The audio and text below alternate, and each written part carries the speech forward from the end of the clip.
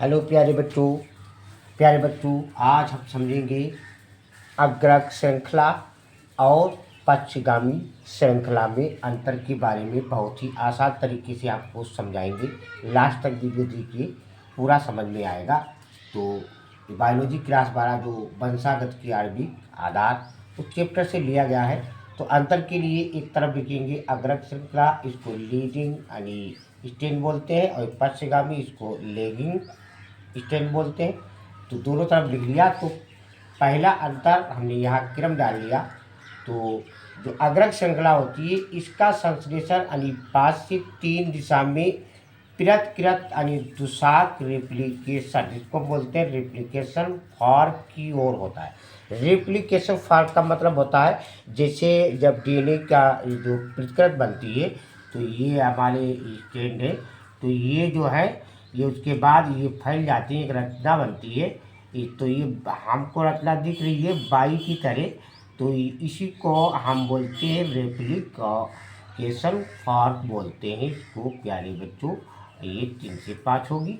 तो इसका संचरण 5 यानी 3 दिशा में पृथक दुशांत यानी रेप्लिकेशन की ओर होता है।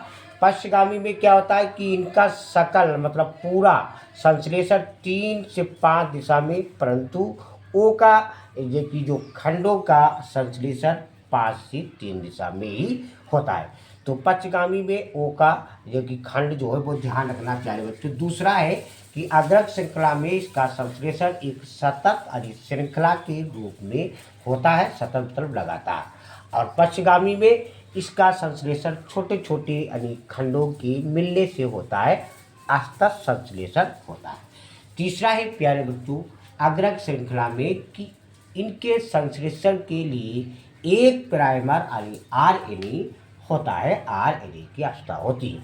और पश्चगामी में क्या है कि इसके प्रत्येकों का जबकि खंड के संश्लेषण के लिए अलग अलग यानी आरएनए प्राइमर होते हैं। चौथा है प्यारे बच्चों अग्रक श्रृंखला में इसके संश्लेषण है डीएनए लाइगेज एंजाइम की आवश्यकता नहीं होती है, जरूरत नहीं होती है।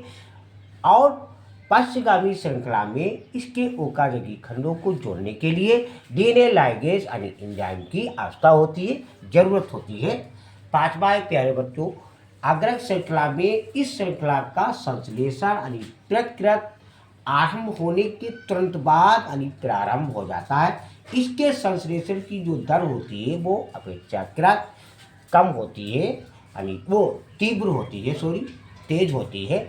और जो पश्चगामी श्रृंखला होती है यानी पश्चगामी श्रृंखला का संश्लेषण कुछ समय पश्चात प्रारंभ हो जाता है, और इसके संश्लेषण की दर जो है वो मंद होती है, धीमी होती है प्यारे बच्चों। तो ये अग्रक श्रृंखला और पश्चगामी श्रृंखला के 5 अंतर हमने प्यारे बच्चों आपको बताए हैं। वीडियो अच्छा लगा हो लाइक सब्सक्राइब कमेंट शेयर अवश्य कीजिए।